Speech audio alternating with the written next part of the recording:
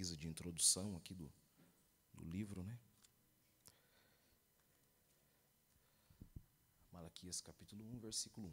Diz assim: peso da palavra do Senhor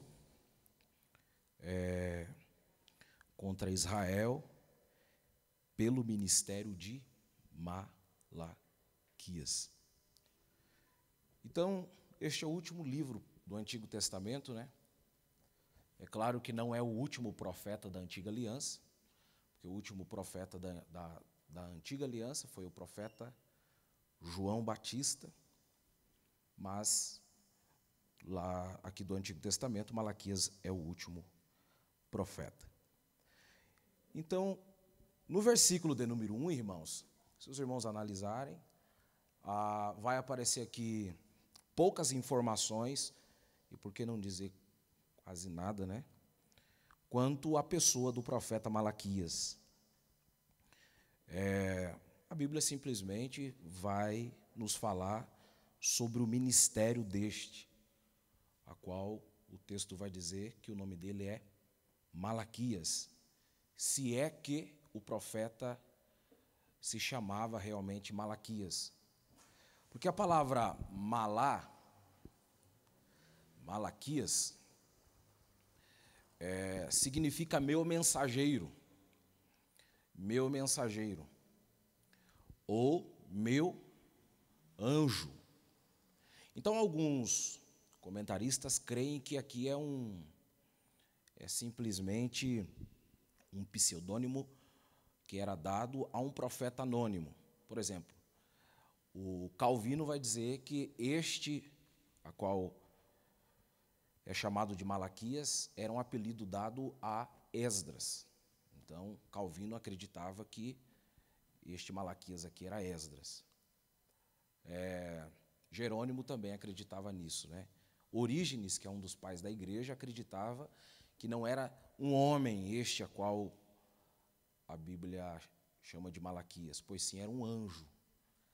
Mas, quanto a isto, nós não sabemos se era um nome dado por um profeta, Malaquias, no entanto, que é a única vez na Bíblia que a gente vai encontrar esse nome, Malaquias, ou meu mensageiro, ou meu anjo, ou se era um pseudônimo, né, um título dado a um profeta anônimo, ou se era o profeta Esdras. Então, aqui a gente já consegue entender que pouco importa, né, quem era ou quem deixou de ser o profeta. O que importa mesmo é a profecia que saiu dos seus lábios. Então, para a gente entender aqui, rapidamente, em que período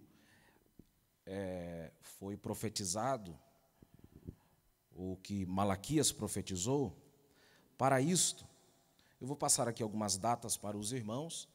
Os irmãos sabem muito bem que a gente estudou Ageu, Zacarias, antes deste último livro aqui, chamado de Malaquias, e nós falamos sobre a construção do templo e o retorno do povo também, uma vez que eles retornaram do cativeiro. A Bíblia diz que eles retornaram lá pelos meados do ano 539, quando eles chegaram em Jerusalém, eles levantaram o altar, e é interessante que foi só 50 mil pessoas que voltou, né, do cativeiro. Então, quando eles voltaram, eles levantaram o altar, posteriormente eles começaram a levantar ou reconstruir o templo, né, e essa obra foi embargada, e só depois, no ano 520, que eles recomeçaram por intermédio da profecia de Ageu, e dentro de 5 anos eles reconstruíram o templo, 4 anos e meio, né? Então, no ano 515 o templo ficou pronto. Quando chega no ano 458, Esdras, ele sai também do cativeiro e volta para Jerusalém, e no ano 445, Neemias foi a terceira volta, né? Uma vez que o povo estava no cativeiro, isso aconteceu no ano 445. Então, Neemias, ele governou 12 anos, está lá no livro de Neemias.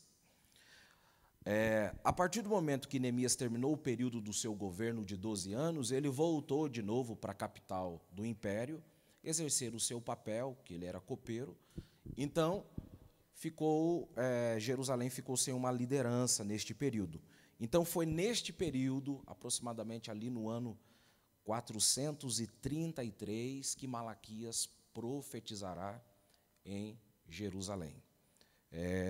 Então, realmente, o profeta Malaquias foi a última voz profética do Antigo Testamento, né? Claro que da Nova Aliança daí foi João Batista. Então, este seria mais ou menos o tempo em que Malaquias profetizou. Então, vamos lá para o capítulo de número 1. Nós vamos ler o capítulo 1, versículo 1 até o versículo 5, que é a primeira perícope ali da mensagem do profeta Malaquias, e após isso nós vamos falar sobre as outras mensagens do profeta. Então nós vamos ler lá, no versículo, a partir do versículo de número 2, diz assim: Eu vos amei, diz o Senhor, mas vós dizeis, em que nos amaste? Não foi Esaú irmão de Jacó? Disse o Senhor. Todavia amei a Jacó e aborreci a Esaú. E fiz dos céus e fiz dos seus montes uma assolação, e dei a sua herança aos dragões do deserto. Ainda que Edom diga, empobrecidos somos, porém tornaremos a edificar os lugares desertos. Assim diz o Senhor dos Exércitos: eles edificarão e eu destruirei, e lhes chamarão termo de impiedade. E povo contra quem o Senhor está irado para sempre. E os vossos olhos o verão, e direis: o Senhor seja engrandecido desde os termos de Israel. Então, os irmãos vão perceber que no livro de Malaquias, o povo, ou até mesmo os sacerdotes, eles vão questionar Deus, uma vez que Deus usou o profeta Malaquias para profetizar contra as práticas imundas deles. Então, a primeira indagação deles está lá no versículo de número 2. Eles vão indagar a Deus quanto ao seu amor. Eu vos amei, diz o Senhor, mas vós dizeis, olha o que o povo dizia: em que nos amaste? Aí Deus vai dizer: não foi Esaú irmão de Jacó? Disse o Senhor: todavia amei a Jacó e aborreci a Esaú. Então aqui Deus vai demonstrar a grandiosidade do seu amor e da sua graça eletiva, né, para com o povo de Israel. O povo, naquela época, estava dizendo que Deus não amava eles. Deus estava dizendo: é claro que eu amei, é claro que eu amo vocês. Eu amo, e para provar este amor, Deus vai trazer lá desde a origem de Israel, uma vez que as 12 tribos nasceu de Jacó, né? Descendeu de Jacó. Então, o que Deus aqui está ensinando para o povo é que Deus poderia ter escolhido Esaú para fazer dele, ou por intermédio dele, nascer uma grande nação, que era o mais velho, era o filho mais velho de Jacó. Mas Deus, pela sua infinita bondade e pela graça eletiva, ele escolheu Jacó, que era o menor, ao invés de Esaú. E o que me chama a atenção é que Deus aqui vai demonstrar o seu amor maior por Jacó do que por Esaú. Quando a Bíblia diz assim, aborrecia Esaú, não significa que ele deixou de amar Esaú.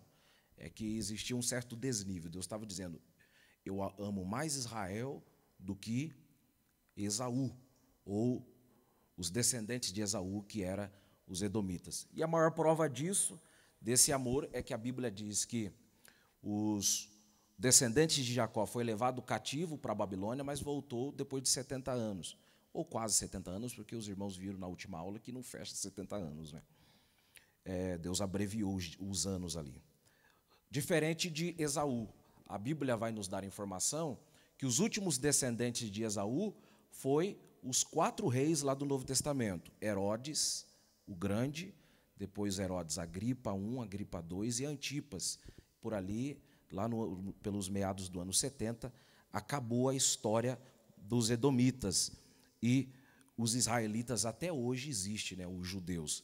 Então aqui Deus demonstrando a sua graça eletiva. São situações que a gente não vai conseguir compreender, porque é simplesmente o método de Deus amar um e aborrecer outro, né? É só a eternidade que pode nos explicar quanto a isso. Então, a partir do capítulo de número 1, no versículo de número 6, veja que agora a profecia do profeta Zacarias aponta para a casa sacerdotal. Então, desde do capítulo de número 1, a partir do versículo de número 6, até o capítulo 2 e o versículo de número 9, aqui nós vamos falar sobre as profecias que o profeta Malaquias liberou para a casa sacerdotal. Isso aqui é para os sacerdotes.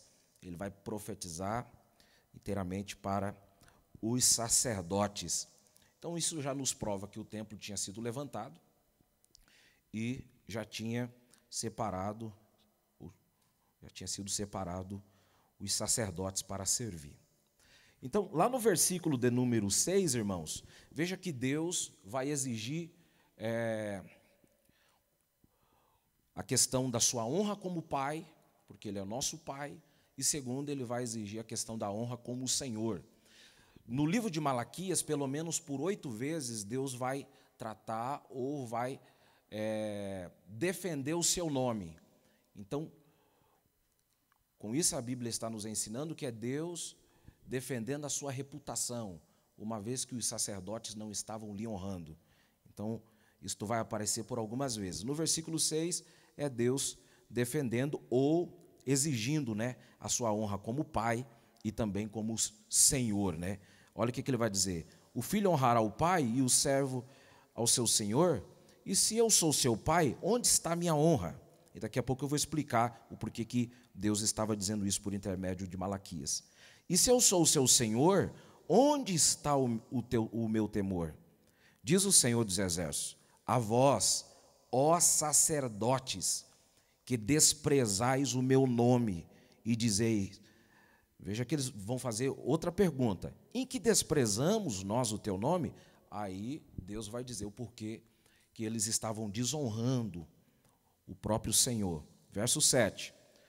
Vocês me desonram e me desprezam, porque oferece sobre o meu altar pão imundo, e dizeis: em que te havemos profanado? Então veja que está relacionado aqui ao altar, irmãos. Veja que o desprezo aqui é a maneira em que os sacerdotes estavam ministrando no altar. Ofereceis sobre o meu altar pão imundo e dizeis: em que te havemos profanado? Eles eram cínicos ainda, né? Aí Deus vai dizer: nisto que dizeis, a mesa do Senhor é desprezível. Então o que estava acontecendo aqui? Os sacerdotes, irmãos, eles, uma vez que o povo trazia a oferta para o templo, ele tinha que examinar se aquela oferta estava de acordo com os preceitos da lei. Por exemplo, o que acontece aqui no capítulo de número 1, no versículo 7, é um desprezo total ao altar do Senhor, e tudo que está relacionado aos dízimos e às ofertas. Então veja que primeiro, antes de Deus tratar com o povo, que daqui a pouco a gente vai falar lá na frente, primeiro Deus vai tratar com a liderança. Porque o grande problema não era quem somente levava as ofertas, mas o grande problema era de quem recebia as ofertas. Porque o sacerdote não devia aceitar qualquer tipo de oferta. Então, nós vamos ver que nível de oferta o povo estava levando para a casa do Senhor. E isso a gente vai entender lá no mesmo versículo 8, capítulo 1, versículo 8. Se alguém puder ler aí, por gentileza, enquanto eu tomo uma água aqui, leia aí, por gentileza. 1:8.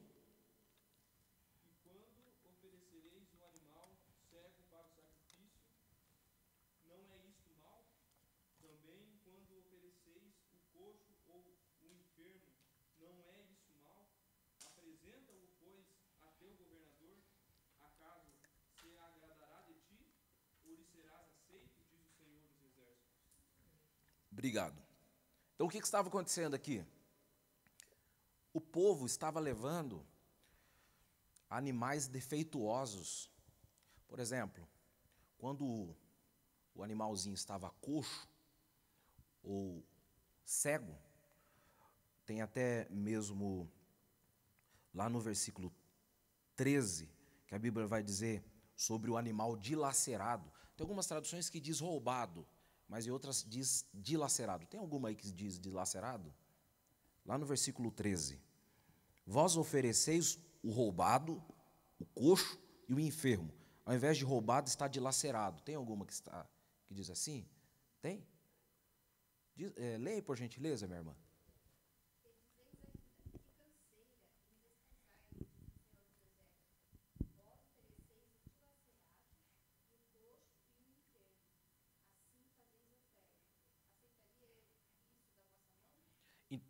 Obrigado, irmã. Então, o que estava acontecendo aqui? Os sacerdotes estavam recebendo qualquer tipo de oferta no altar, sendo que a Bíblia diz, lá em Levíticos, inúmeros textos em Levíticos, que a Bíblia vai nos dizer que o animalzinho tinha que ser perfeito, não podia ser cego, não podia ser coxo, não podia ser, enfim, qualquer tipo, sarna, qualquer situação de defeito que tivesse no animalzinho, não podia ser recebido. E o grande problema aqui é que os sacerdotes estavam aceitando qualquer tipo de coisa, a ponto da Bíblia dizer que eles aceitavam até mesmo o dilacerado. O que é dilacerado? Por exemplo, vinha uma fera, na época tinha muito em Israel, o leão também, né? Vinha uma fera, estraçalhava o animal, o bezerro, aí sobrava um pouco de carne, e o que o povo fazia?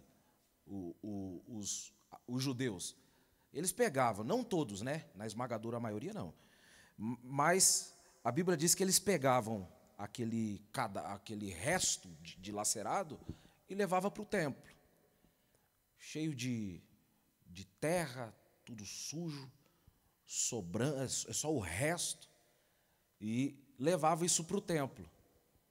E detalhe, o sacerdote recebia a oferta, na verdade era o resto, né?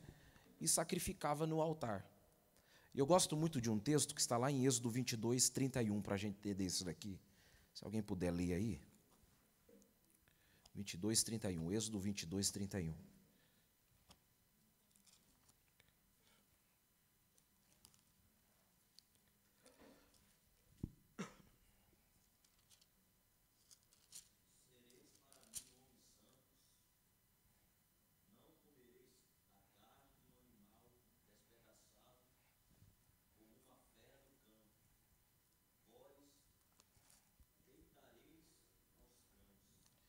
Então, o que tinha que fazer aí com o animal que fosse dilacerado? Tem que jogar o quê? Aos cães. E nem o ser humano podia comer aquilo. Quem dirá levar para o altar de Deus? Então, o nível de rejeição aqui era o extremo, irmãos. Era o extremo.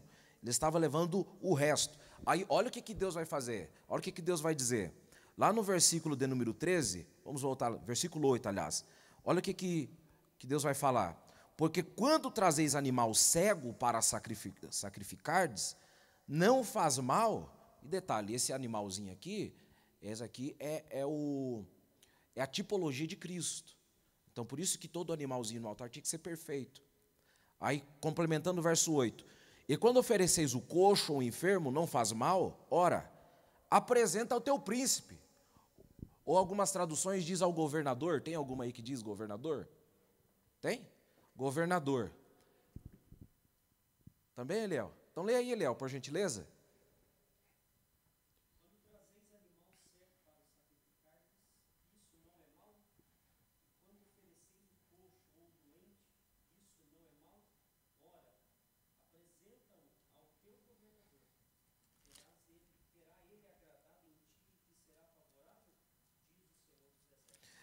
Agora, por gentileza, Eliel, lê para mim o verso 14. Maldito seja o enganador que, tendo animal no seu rebanho, promete e oferece ao Senhor uma coisa vil, pois eu sou grande rei. Sou o grande o quê? Pois eu sou grande rei.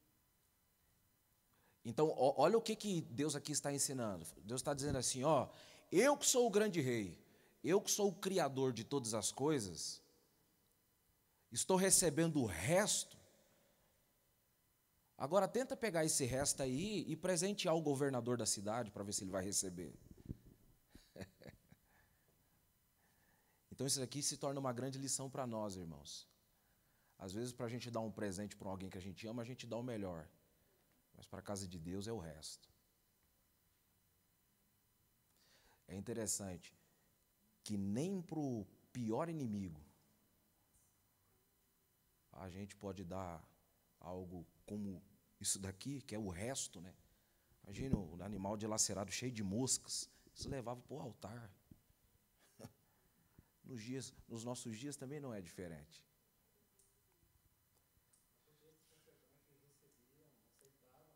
Aí que está. Calma, a gente já chega lá. Já vou explicar para o senhor por quê. Olha que interessante isso, irmãos. E não é porque o povo não tinha. O povo tinha. Lê de novo aí, por gentileza, Eliel, o verso 14. Maldito seja o enganador que, tendo animal no seu rebanho. Tendo o quê?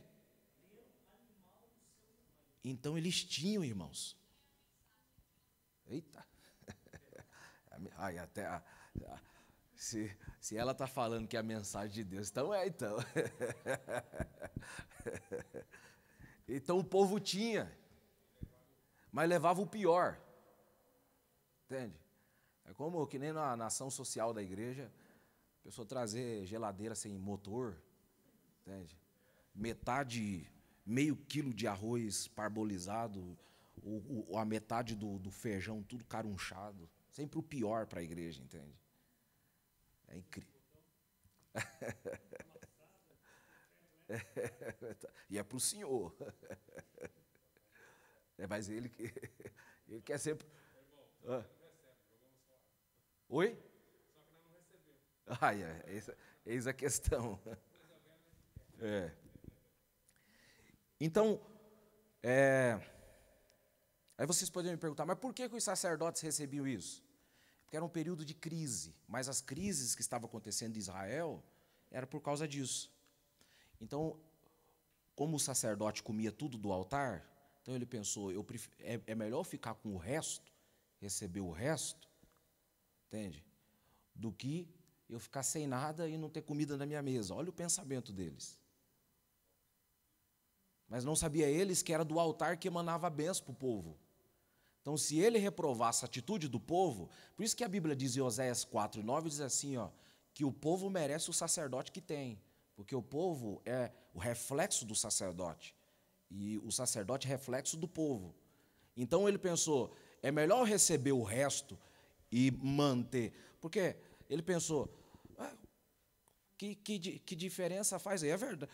Na questão ótica, natural, estou falando no âmbito natural, é verdade.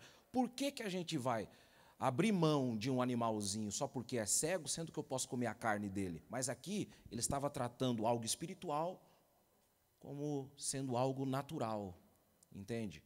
Se fosse hoje, fazer um churrasco aí, tem um boi aí, mas ele é cego, vamos assar. Não é? Vai ter problema, Rosinei, só porque é cego? Mas aqui é para Deus, irmãos. É para o altar do Senhor.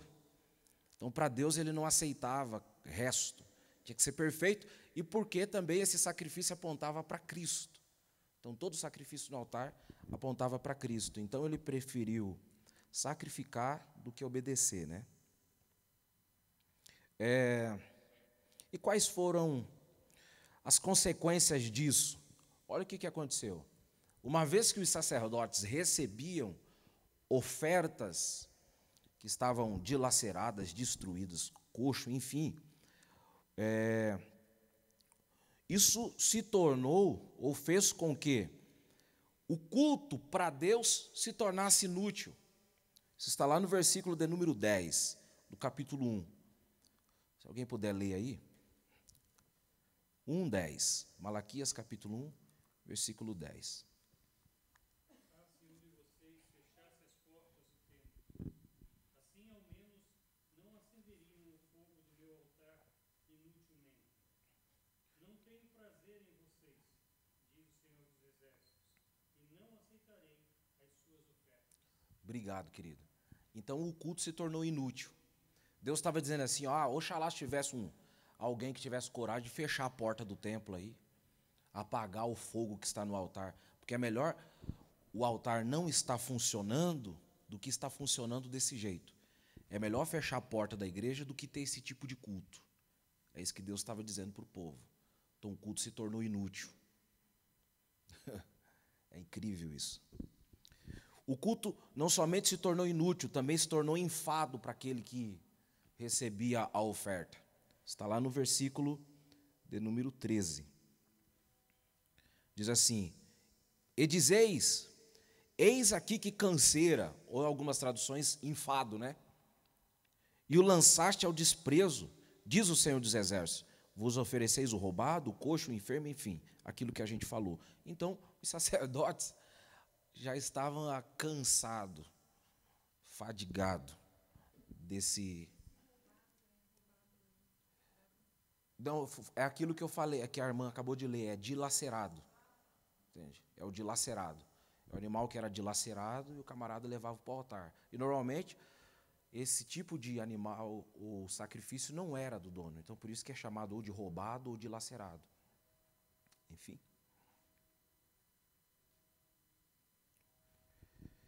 Então, quais serão as consequências disso? Vamos lá para o capítulo de número 2. Agora Deus vai tratar com os sacerdotes por causa disso. Olha o que Deus vai dizer.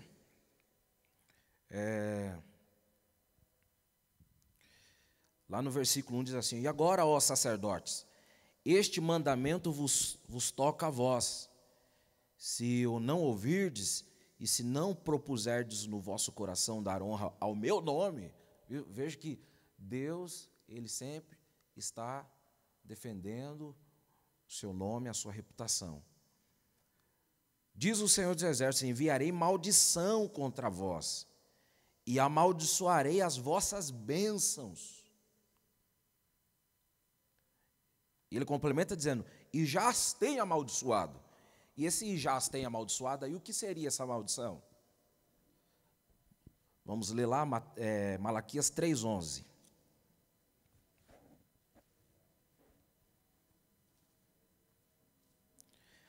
E por causa de vós repreenderei o devorador, para que não vos consuma o fruto da terra e a vide no campo, não vos será estéril, diz o Senhor. Então aqui, Deus já estava mandando gafanhoto na terra por causa dessa atitude. Eu já vos tenho mandado. Porque vós não pondes isto no coração. Aí olha o que Deus vai fazer. Eis que vos corromperei a semente. Essa semente aqui que a Bíblia está falando são os descendentes dos sacerdotes. Deus está dizendo assim, vocês não vão ter prazer nos seus filhos. Porque se já é ruim para um homem não ter filhos, não poder gerar filhos, pior ainda é poder gerar filhos e estes não lhe dá prazer. É isso que Deus está dizendo. Deus está dizendo, por causa da atitude de vocês, a geração que virá será amaldiçoada por causa das atitudes de vocês. Vocês não vão ter prazer neles. Tudo por causa do altar. No mesmo verso 3, olha o que Deus diz: vos corromperei a semente e espalharei esterco sobre o vosso rosto, o esterco das vossas festas, e com ele serei tirados. Então Deus está dizendo, eu vou desonrar vocês. O que Deus aqui está dizendo quanto ao esterco? Sabe o que Deus está dizendo? É que quando ia preparar o sacrifício, irmãos, no altar, então tirava o rim, tirava o fígado e alguns órgãos do corpo do animalzinho, né? Depois lavava esses órgãos e tudo isso ia para o altar, juntamente com a carne do animal. Mas as vísceras do animal e todo o excremento, o esterco do animal, aquilo era tirado, não podia queimar no altar. Só a bezerra ruiva que queimava inteira, né? Só a bezerra ruiva, como está lá em Números. Então, esse esterco era lançado e era jogado lá fora, queimado fora da cidade. Então, quando Deus aqui diz que eu vos espalharei esterco sobre o vosso rosto, Deus está falando sobre o esterco do sacrifício. Deus está dizendo assim, assim como eu tiro o esterco para fora da cidade, e tem que ser queimado lá fora, assim também eu vou fazer com vocês, se vocês não me obedecerem. É isso que Deus está dizendo para o povo. Porque Deus aqui está dizendo, vocês não me honram, só me desonram, então eu também vou te desonrar. Verso de número 4 a seguir. Então sabereis que eu vos enviei este mandamento para que o meu concerto seja com Levi, diz o Senhor dos Exércitos. Aqui a gente vai entender o porquê que eles estavam fazendo isso. Meu concerto com ele foi de vida e de paz, e lhes dei para que me temesse, e me temeu e assombrou-se por causa do meu nome. A lei da verdade estava na sua boca, e a iniquidade não se achou nos seus lábios. Andou comigo em paz, em retidão, e apartou a muitos da iniquidade, porque os lábios do sacerdote guardaram a ciência, e da sua boca buscaram a lei, porque ele é o anjo do Senhor dos Exércitos. Mas quanto a vós, vos desviastes do caminho. A muitos fizestes tropeçar na lei, corrompestes o concerto de Levi, diz o Senhor dos Exércitos. Então aqui Deus estava dizendo que, além deles não ter guardado a palavra do Senhor, eles também estavam ensinando errado. Eles estavam ensinando errado. E quando um líder ensina errado, os liderados também aprenderão errado, e isso será como um efeito dominó. Então, o que eles estavam ensinando de errado aqui? Que Deus aceitava qualquer tipo de sacrifício no altar, desde que levasse. E era isso? Não. Então, eles estavam ensinando errado o povo, dizendo, pode trazer, o que vocês quiserem, pode trazer. Traz, está coxo? Não, pode trazer. Trazer. Então, era isso que estava acontecendo. Lá no versículo 10, o assunto já muda, irmãos. Vamos continuar aí. Agora já é outra mensagem de Malaquias. Quanto a essa primeira etapa aqui, alguma pergunta?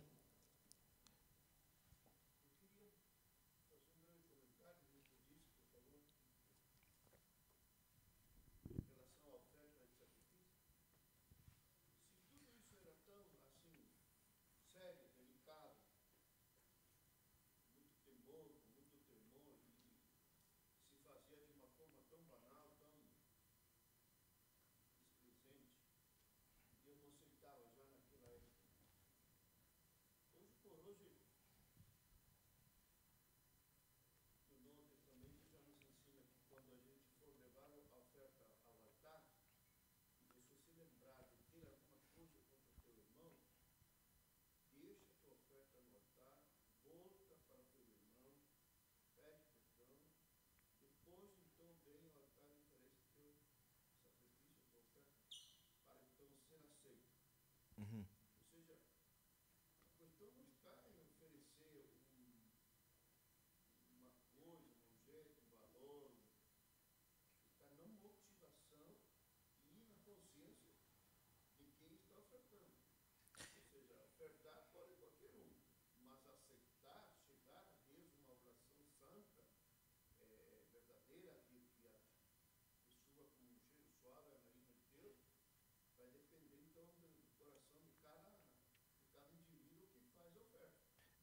Essa questão a gente falou lá no livro de Ageu, né?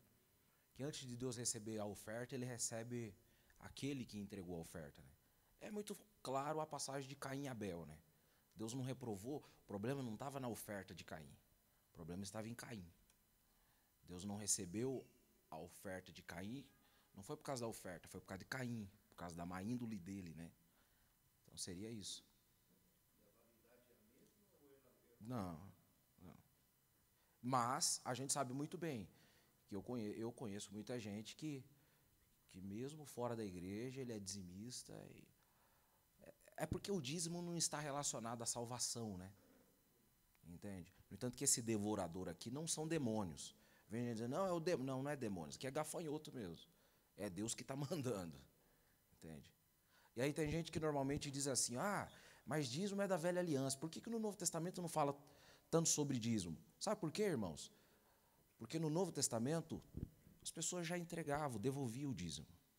A ponto da Bíblia dizer que os fariseus eles eram tão incisivos quanto a isso que eles entregavam dízimo até de hortelã. Não era? A Bíblia fala que é o dízimo dos grãos, dos frutos e o dinheiro, né? Mas eles não, eles entregavam até da hortelã, do cominho, entregava tudo. Então, no Novo Testamento, o povo já entregava, já devolvia o dízimo, né? Então, por que eu vou falar de algo sendo que as pessoas já fazem? Mesma coisa eu chegar para o pastor José, antes de começar o culto, e dizer, pastor José, o senhor tem que levar a Bíblia para a igreja. Ele vai falar, meu filho, você está louco? Eu faço isso todo dia. Se tornou ético. Então, quando se torna ético, não há necessidade de falar. Por isso que tem gente que fala, mas por que o Novo Testamento fala pouco sobre dízimo? Porque o povo já fazia isso. Entendeu? Deu para entender? Então é por isso. Mas, se na velha aliança tinha que entregar, devolver o 10%, quem dirá na nova? Na nova, a igreja primitiva não devolvia 10%. Eles vendiam propriedades inteiras. Eles davam além do que isso. Entende? Então, seria isso. Mais alguma pergunta?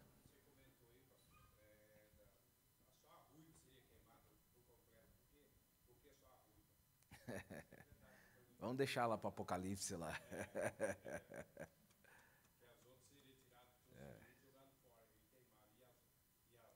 Era um sacrifício específico, né? Que não acontecia diariamente. Né? No entanto que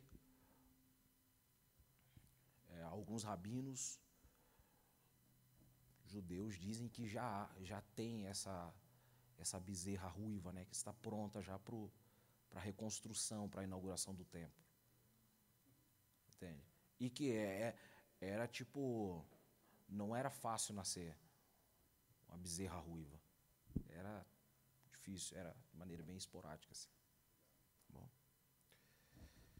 Então, irmãos, a segunda etapa da profecia de Malaquias, acho que agora o problema já é outro. O problema agora não é sobre os sacerdotes, sobre o altar. O problema agora é sobre casamento.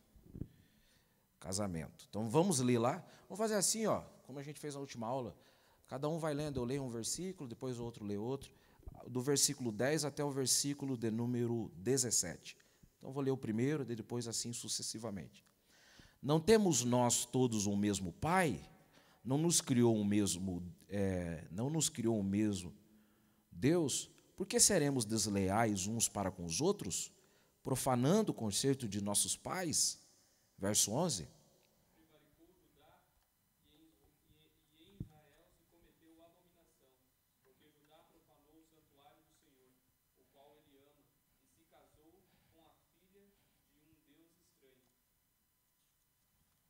Doze.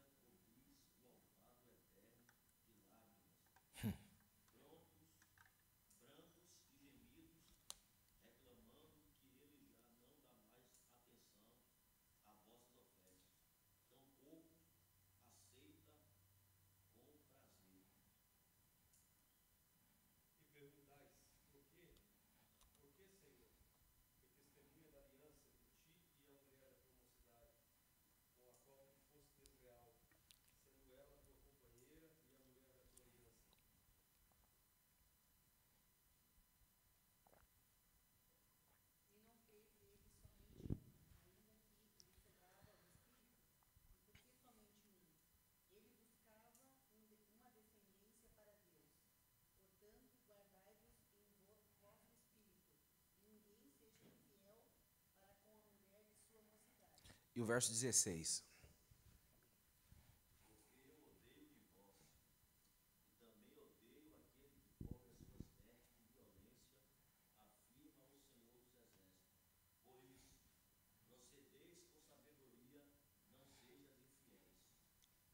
Obrigado, querido.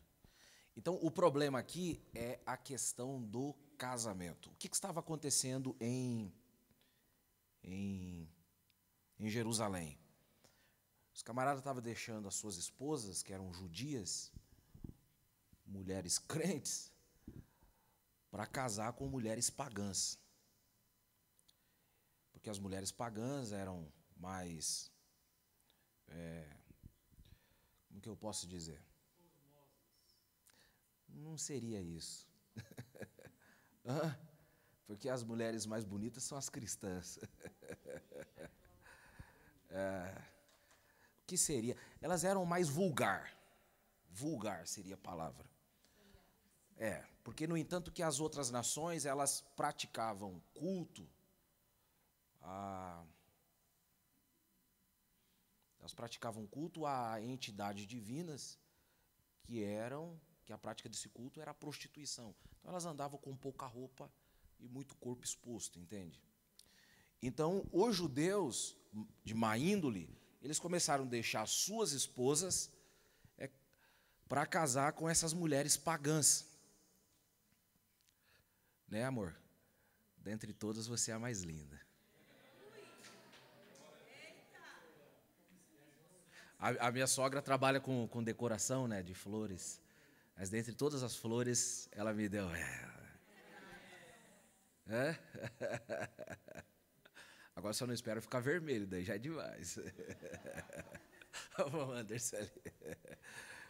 Então, o que estava acontecendo, irmãos? Os camaradas eram terríveis, eles deixavam as suas esposas para casar com essas mulheres.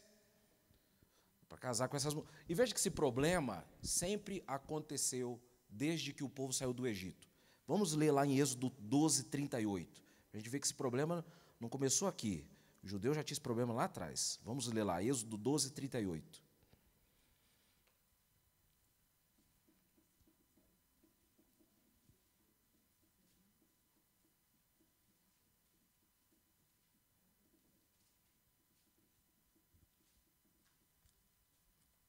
Doze, 38. Grande multidão de estrangeiros de todo tipo seguiu com eles, além de grandes rebanhos, tanto de bois como de ovelhas de cabras. Então, obrigado, querido. Aqui a Bíblia está falando quando o povo saiu do Egito. Saiu uma grande multidão de todos os tipos. Algumas traduções é chamar de vulgo. Então, o que aconteceu aí? Os judeus já tinham saído do Egito, mas eles saíram casando com mulheres egípcias. Então, muitas das mulheres egípcias também saíram com os judeus e também de outras nacionalidades. Então, este problema sempre houve. Lá na época de Esdras, houve também esse problema. Vamos ler lá Esdras 9, 1, 4. Vamos ler lá, Esdras 9, 1, 4.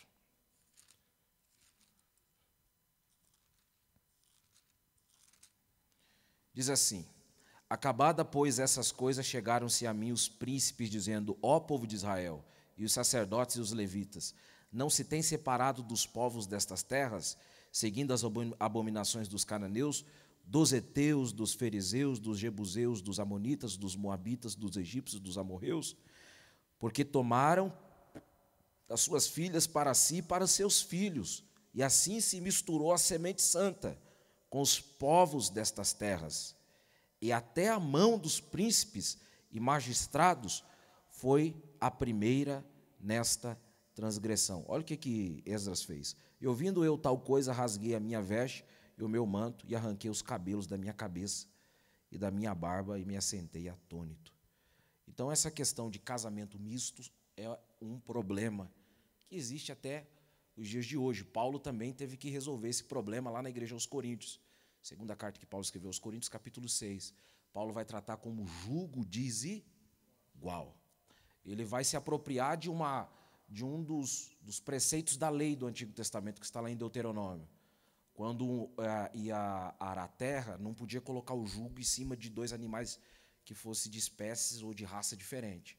De espécies, né? Então tinha que ser, se fosse para arar a terra, tinha que ser 2 bois, se fosse arar com cavalo, tinha que ser 2 cavalos, se fosse arar com jumento, tinha que ser 2 jumentos, não podia ser um boi e um jumento, um cavalo e um jumento, porque senão alguém ia sofrer. Então Paulo vai usar isso daí para tratar contra o casamento.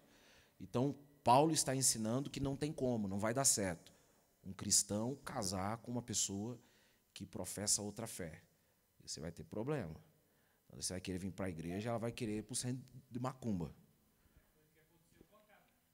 Foi o que aconteceu com Acabe. Mas Acabe já era desviado, já, né?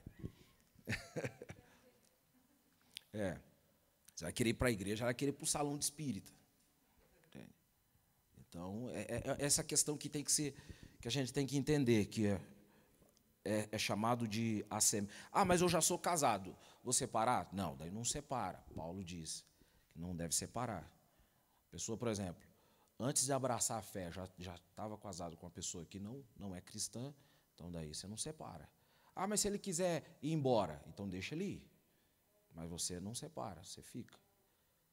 Você não manda ele ir, manda ele ficar. entendeu? A não ser que ele queira ir. Tá bom?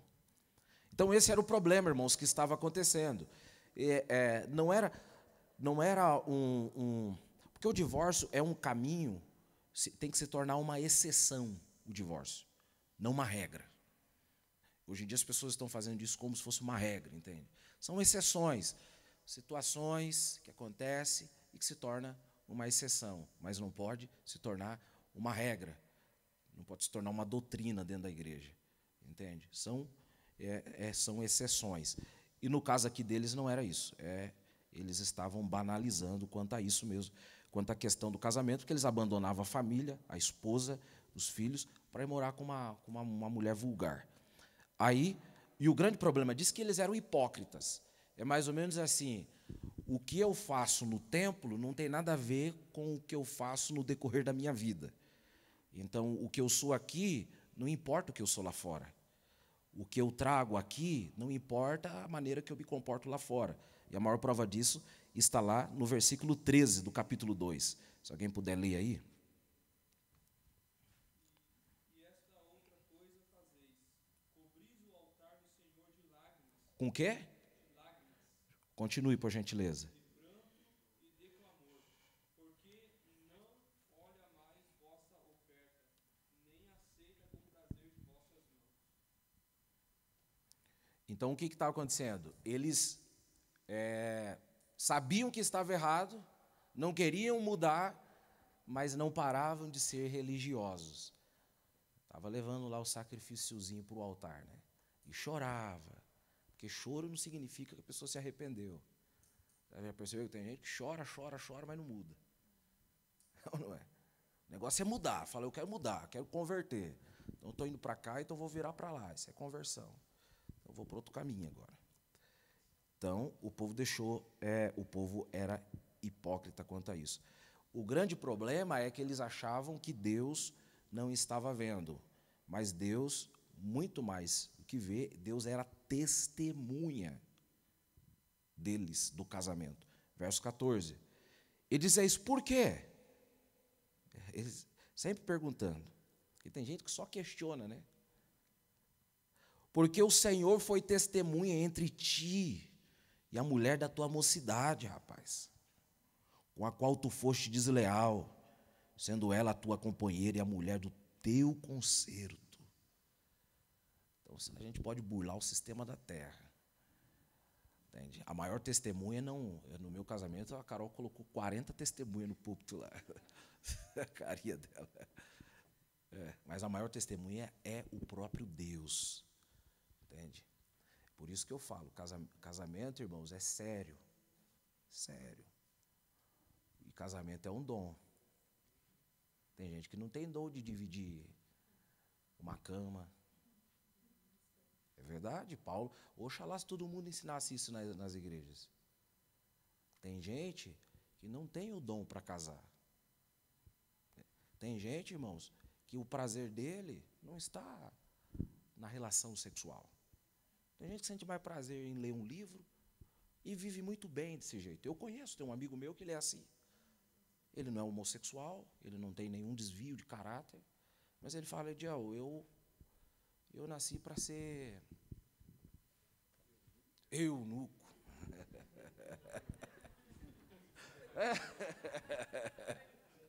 Existem 3 tipos de eunuco, né? Existe eunuco castrado, existe eunuco que já nasce eunuco, existe eunuco aquele que não é castrado.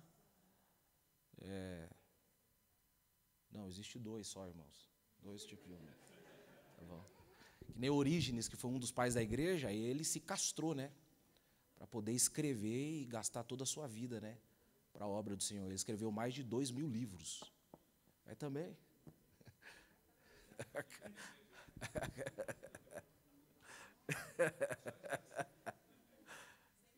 Mas é um dom. Se você tem um dom para casar, não fica solteiro. Mas se conseguir ficar sozinho, é aquilo que Paulo disse, né? É melhor que não case. Mas é interessante que a gente vai falar no Novo Testamento. Tem gente que diz, mas Paulo disse que é melhor que não case. Mas esse melhor que não case é por causa da situação do tempo. A igreja estava sendo extremamente perseguida, né? E é mais fácil você correr sozinho do que você ter que arrastar a sua família inteira num período de perseguição. Então, nessa situação, Paulo diz que é melhor que não case. Então, vamos concluir, irmãos. Quase 3 horas. 3 horas, 9 horas, Jesus. Hoje está difícil aí, mas vamos lá. É a última aula. Versículo de número 15. Então, aqui a Bíblia vai nos falar sobre os remanescentes, né? Porque dentre os homens que eram infiéis às suas esposas, existiam aqueles, né? E Deus agora ele vai falar quanto a isso e a diferença entre esses 2 grupos, né? Diz assim, verso 15: e não fez ele somente um, sobejando-lhe espírito, e porque somente um, ele buscava uma semente de piedoso, portanto, guardai-vos em vosso espírito, e ninguém seja desleal para com a mulher da sua mocidade. Então, aqui Deus está mostrando que, por mais que existiam homens que estavam traindo ou abandonando as suas famílias, existiam também homens que eram fiéis ao Senhor, né? Daí lá no capítulo de número 3, ou melhor, alguma pergunta, irmãos, quanto a isso? Quanto à situação aqui? Nenhuma? Não? Então, no capítulo 3, agora já vai mudar o assunto de novo. Então, agora Deus vai nos falar sobre a vinda de João Batista e também a profecia da vinda de Cristo.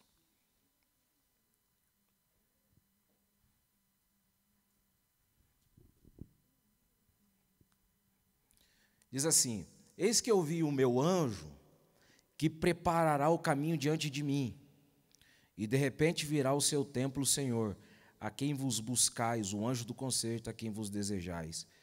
Eis que vem, diz o Senhor dos exércitos. Então, o primeiro versículo aqui vai falar, Malaquias falará sobre o profeta que iria lhe suceder, né? Que é o profeta João Batista, que ele haveria de vir antes que Cristo, o Messias, viesse à terra, e o propósito de João Batista era preparar o caminho para o rei, né? Porque era isso que fazia no Antigo Testamento. Quando o rei ou o imperador ia para uma nação que estava bem longe, que o caminho não era bom, de difícil acesso, ia um grupo antes do rei que ia preparando, arrumando o caminho, né? Porque o asfalto não é de hoje. Salomão, já na época dele, as ruas de Jerusalém era tudo feita com pedras escuras, né? Como se fosse o piche. O Flávio José vai falar sobre isso. Então ia preparando o caminho, tudo certinho, para que o rei não tivesse dificuldade. Então, este aqui, a qual a Bíblia está nos dizendo no capítulo de número 3 e no versículo de número 1, é sobre a pessoa de João Batista. Vamos ler lá no versículo de número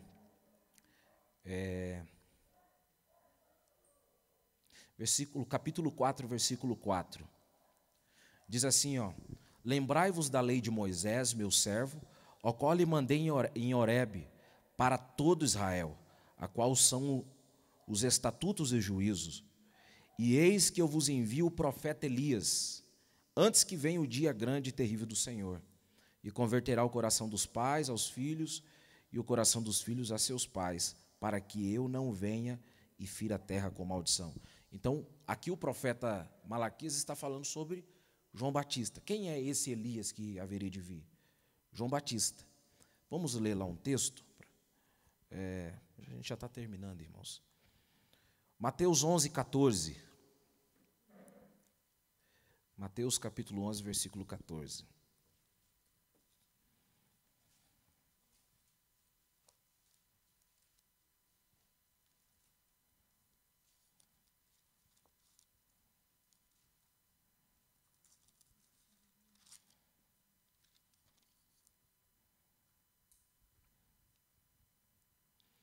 E se quereis dar crédito, este é o Elias que havia de vir. Então, no caso, aqui o texto está falando sobre João Batista.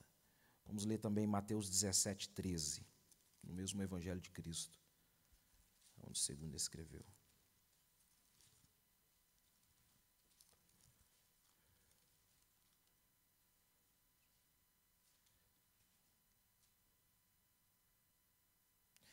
E os seus discípulos o interrogaram, dizendo: por que dizem então os escribas que é mister que Elias venha primeiro?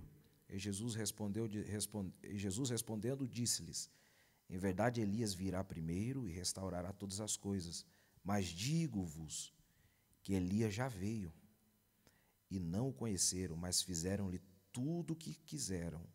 Assim farão eles também padecer o Filho do Homem. Então, essa profecia aqui de Malaquias se cumpre aqui.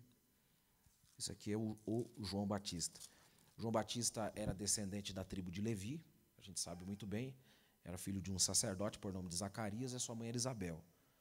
Mas ele nunca se vestiu como sacerdote, e ele, a Bíblia diz que ao invés dele viver em Jerusalém, ou ir para o templo de Herodes, para exercer os turnos sacerdotais, como seu pai também era um sacerdote, ele preferiu ser um essênio. Então, como Zacarias e Isabel eram velhos, já eram senhores, possivelmente, uma vez que João Batista nasceu, esqueci o nome do comentarista, Ralph Gower, ele vai dizer que os pais de João Batista posteriormente faleceu. Então, pelo fato dele ser levita, ele acabou sendo levado para esse grupo de essênios. Quem eram os essênios?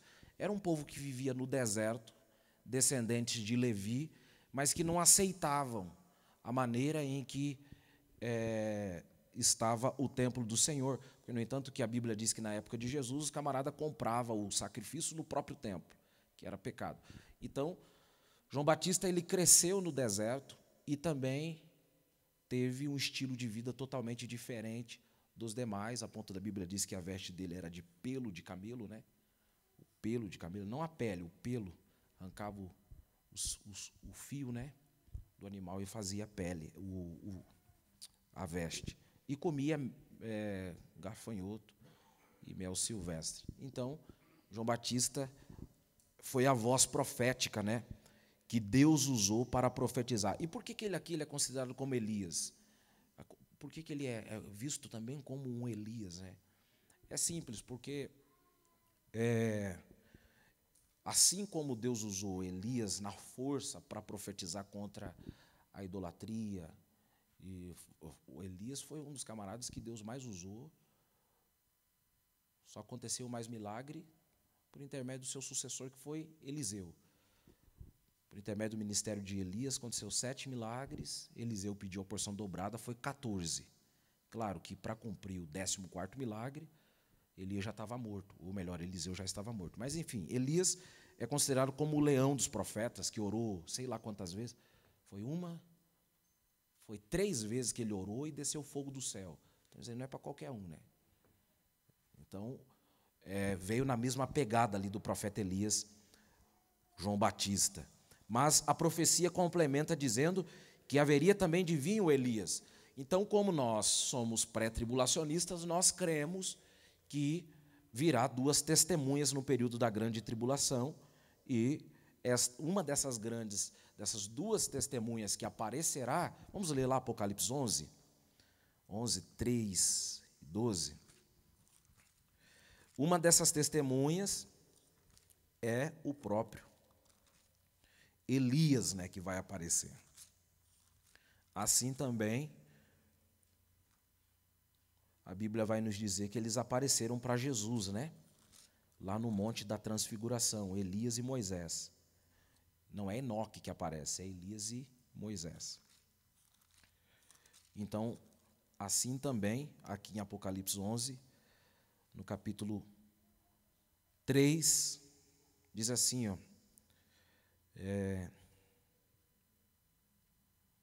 11:3. Deixa eu ler aqui um versículo específico para a gente não ler tudo, né?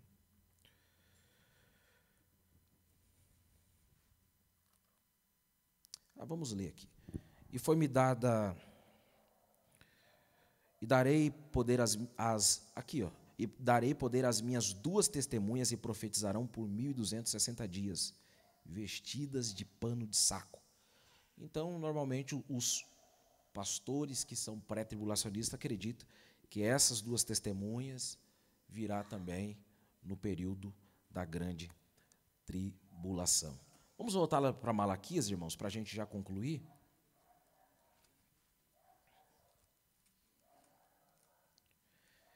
Que veja que quanto à oferta, Deus primeiro falou com os sacerdotes. Agora Deus vai falar com o povo. Olha o que Deus vai dizer, lá no capítulo 3, versículo 7. Desde os dias de vossos pais vos desviastes dos meus estatutos e não os guardastes. Tornai vós para mim, e eu tornarei para vós, diz o Senhor dos Exércitos. Mas vós dizeis, em que havemos de tornar? Roubará o homem a Deus? Todavia, vós me roubais. Todavia, vós me roubais. E dizeis, em que te roubamos? Nos dízimos e nas ofertas alçadas. Com maldição sois amaldiçoados, porque me roubais a mim, vós toda a nação.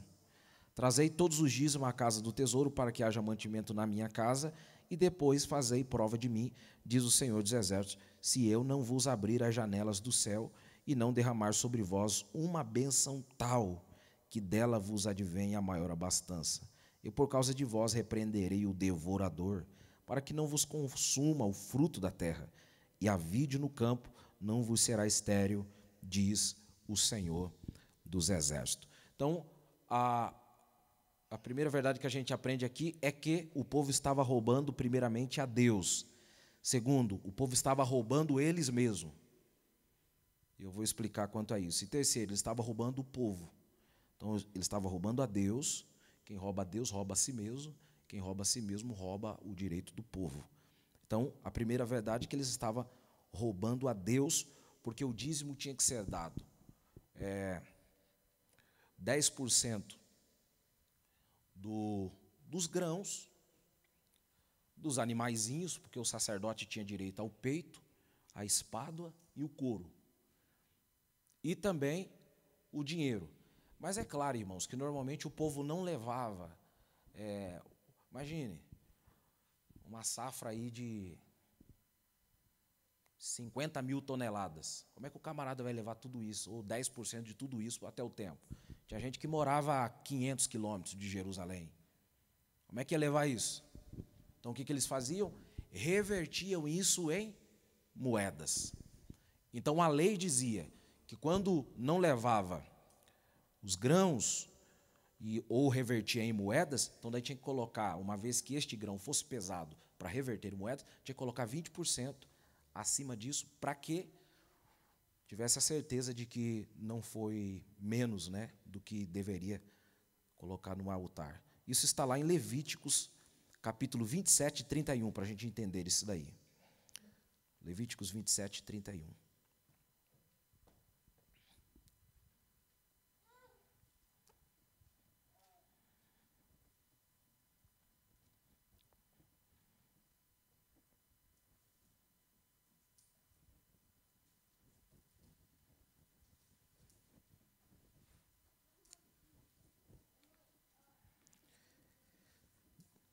Se alguém puder ler aí, irmãos, a gente já está terminando já. Se um homem desejar resgatar parte do seu dízimo, terá que acrescentar 1/5 do seu valor. Então, obrigado, querido. Então, esse 1/5 aí seria 20%. É para ter, na hora de reverter, né? O camarada ia pesando, né? E colocava um pouco a mais. É a mesma coisa quando você vai construir uma casa, os caras vão mandar areia lá na tua casa. Ou pedra. Sempre manda um pouquinho mais, já para que tenha certeza de que a metragem está correta. Então, era dessa maneira. Então, o dízimo era levado aos levitas. Então, os sacerdotes recebiam a oferta. E o sacerdote também tinha que tirar o dízimo dos dízimos. É mais ou menos assim, entende? Então, eles recebiam a oferta, daí eles tiravam o dízimo deles. E o sacerdote já não estava fazendo mais isso também. Além de receber o que estava estragado, não tirava o dízimo deles.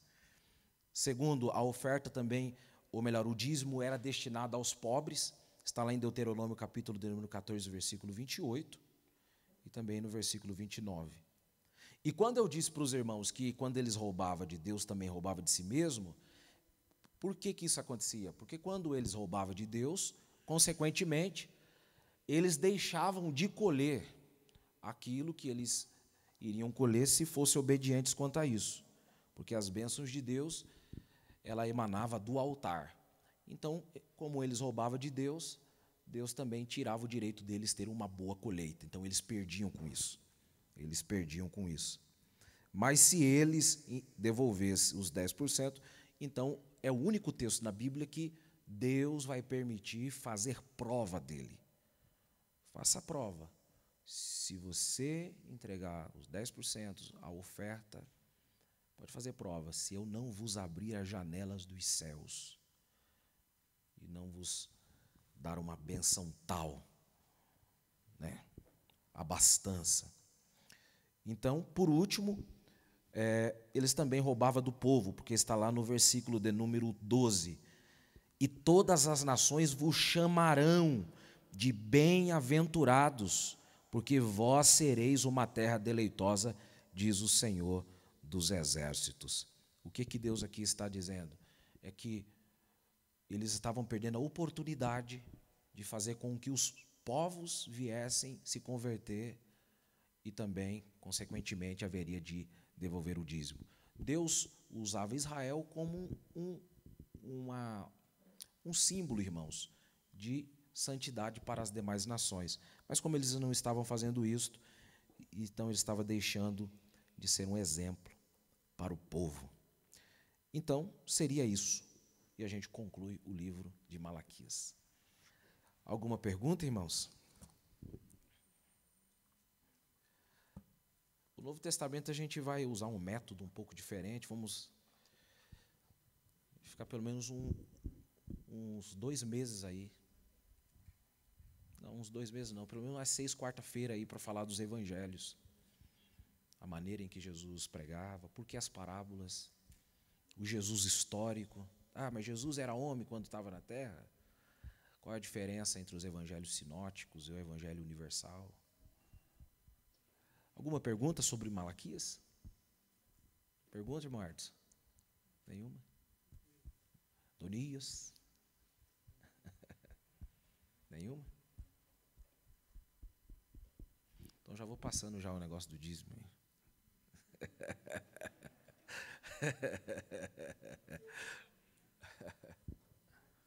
Ai, ai. Então nós vamos... Pode louvar, meu amado, por gentileza?